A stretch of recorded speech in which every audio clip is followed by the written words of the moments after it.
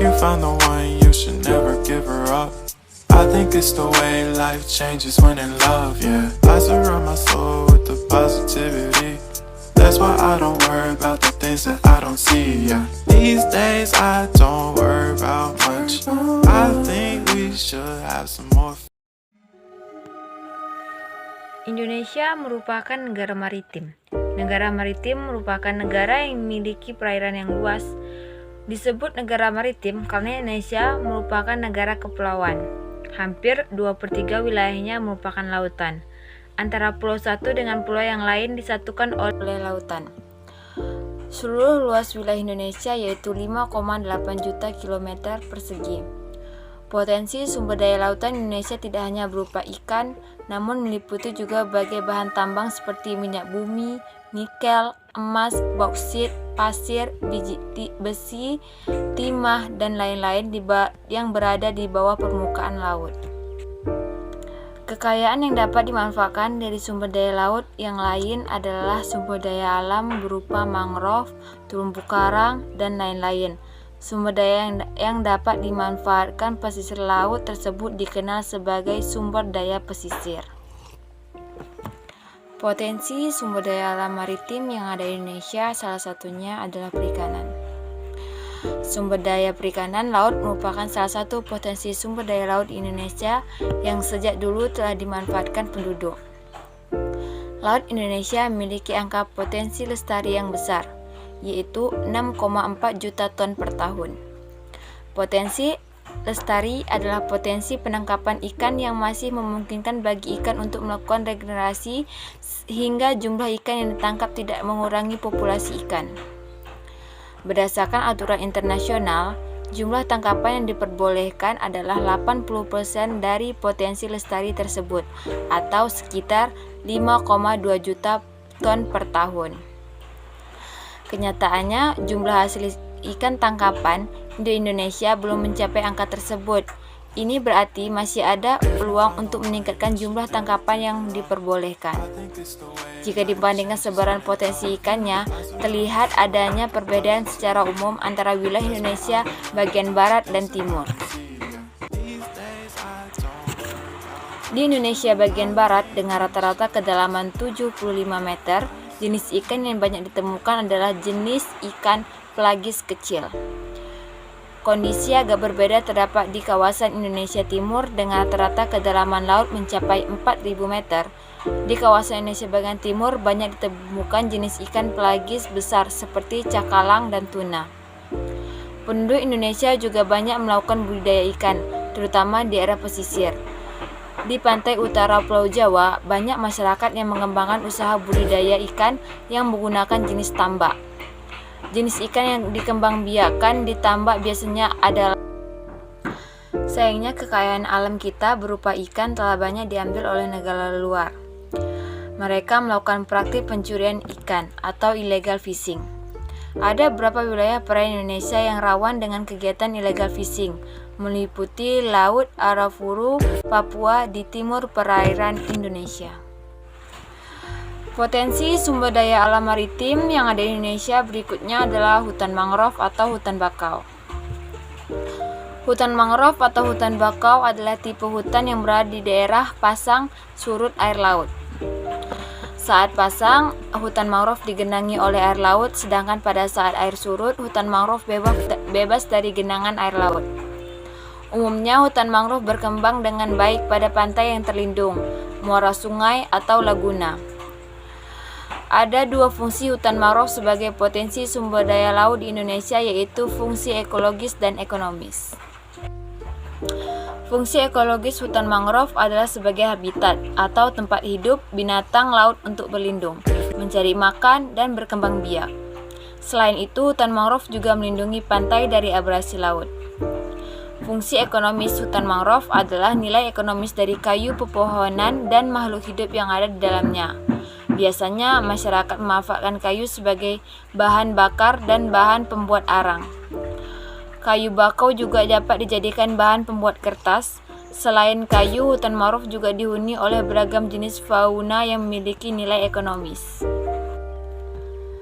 Hutan mangrove Indonesia tersebar di pesisir sebelah barat Pulau Sumatera, beberapa bagian di pantai utara Pulau Jawa, sepanjang pesisir Pulau Kalimantan, pesisir Pulau Sulawesi, pesisir sebelah selatan Papua, dan beberapa pulau kecil lainnya. Luas hutan mangrove Indonesia mencapai 3 juta hektar, yang tersebar di sepanjang 95.000 km di pesisir Indonesia. Hutan mangrove Indonesia tidak tersebar secara merata. Luas tersebar hutan mangrove berada di Pulau Papua yang mencapai 3,7 juta hektar. Berikutnya adalah Sumatera 417.000 hektar, Kalimantan 165.000 hektar, Sulawesi 53.000 hektar, Jawa 34,4 ribu hektar, Bali dan Nusa Tenggara 3,7 hektar. Potensi sumber daya alam maritim di Indonesia yang berikutnya adalah terumbu karang. Sebagai negara kepulauan, Indonesia memiliki jenis terumbu karang yang terbesar di dunia. Luas terumbu karang Indonesia mencapai 284,3 km persegi, setara dengan 18% dari terumbu karang yang ada di seluruh dunia. Kekayaan terumbu karang Indonesia tidak hanya dari luasnya, namun dari keanekaragaman hayati yang ada di dalamnya. Keanekaragaman hayati terumbu karang Indonesia juga tertinggi di dunia. Di dalamnya terdapat 2.500 jenis ikan, 2.500 jenis moluska, 1.500 jenis udang-udangan, dan 590 jenis karang. Mengapa terumbu karang banyak ditemukan di wilayah Indonesia? Terumbu karang akan dapat tumbuh dengan baik pada suhu perairan 21-29 derajat Celcius. Pada suhu lebih besar atau lebih kecil daripada itu, pertumbuhan terumbu karang akan menjadi kurang baik. Karena Indonesia berada di daerah tropis dan suhu perairan yang hangat, sehingga wajar saja jika terumbu karang banyak ditemukan di Indonesia. Selain suhu perairan yang hangat, terumbu karang juga akan tumbuh pada kondisi air yang jernih dan dangkal. Kedalaman air baik untuk terumbu karang tidak lebih dari 18 meter. Jika lebih dalam dari 18 meter, terumbu karang tidak akan tumbuh dengan baik. Terumbu karang juga membutuhkan salinitas atau kandungan garam air laut yang tinggi.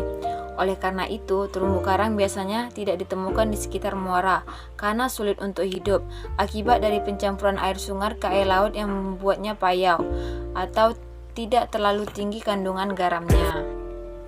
Selanjutnya kita akan membahas tentang potensi sumber daya alam maritim yang ada di Kepulauan Riau. Kepulauan Riau memiliki luas wilayah 251.810 km persegi, di mana 96%-nya lautan dan 4%-nya merupakan daratan. Kepulauan Riau memiliki 2.408 pulau dengan garis pantai sepanjang 2.367,6 km. Kepulauan Riau terdiri dari 5 kabupaten dan 2 kota, yaitu Kabupaten Lingga, Kabupaten Karimun, Kabupaten Bintan, Kabupaten Anambas, Kota Tanjung Pinang, dan Kota Batam. Potensi sumber daya alam maritim yang ada di Kepulauan Riau salah satunya adalah sumber daya kelautan. Wilayah Provinsi Kepulauan Riau memiliki ekosistem terumbu karang yang sangat berpotensi untuk dikembangkan menjadi wisata bahari, misalnya di Kabupaten Natuna, Kabupaten Lingga, Kota Batam, Kabupaten Bintan, dan Kabupaten Anambas. Potensi sumber daya alam maritim di Kepulauan Riau berikutnya adalah perikanan. Lebih dari 95% Provinsi Kepulauan Riau adalah perairan laut. Mengidentifikasikan bahwa potensi sumber daya perikanan laut sangat besar.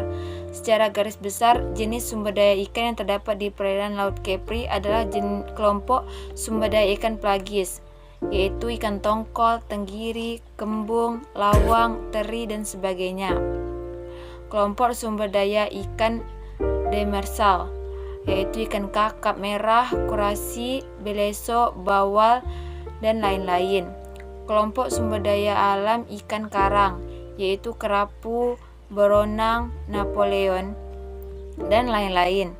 Kelompok sumber daya alam moluska, cumi-cumi, sotong, dan kelompok sumber daya korustase yaitu kepiting, rujangan, dan kelompok sumber daya udang. Perikanan tangkap.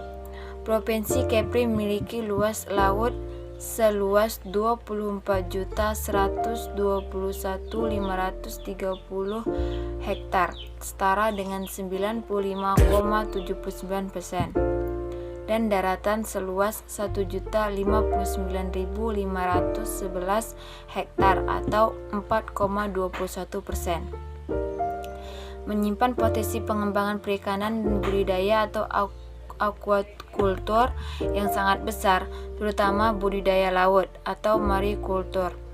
Diperkirakan terdapat kurang lebih 400.055,77 hektar area laut yang berpotensi untuk pengembangan marikultur, yang terdiri dari 54.672,1 hektar untuk marikultur pesisir dan 400.100,1079 hektar untuk marikultur lepas pantai yang tersebar hampir di setiap kabupaten atau kota. Potensi pengembangan marikultur yang tinggi adalah Kabupaten Lingga yang mencapai 19.054 hektar untuk coastal marine kultur dan sekitar 226.538 hektar untuk offshore marine kultur. Selain ikan tangkap, juga terdapat potensi perikanan budidaya dengan potensi unggulan sebagai berikut. Budidaya air laut, yaitu rumput laut, ikan, biota laut yang bernilai ekonomis yang tinggi. Budidaya air payau, yaitu usaha budidaya udang, contohnya udang Van Namie dan Windu. Ikan bandeng, kakap putih, kerapu lumpur. Yang selanjutnya budidaya air tawar, budidaya ikan lele, lele dumbo, lele sangkuriang, nila, gurami, mujair, dan ikan tawar lainnya.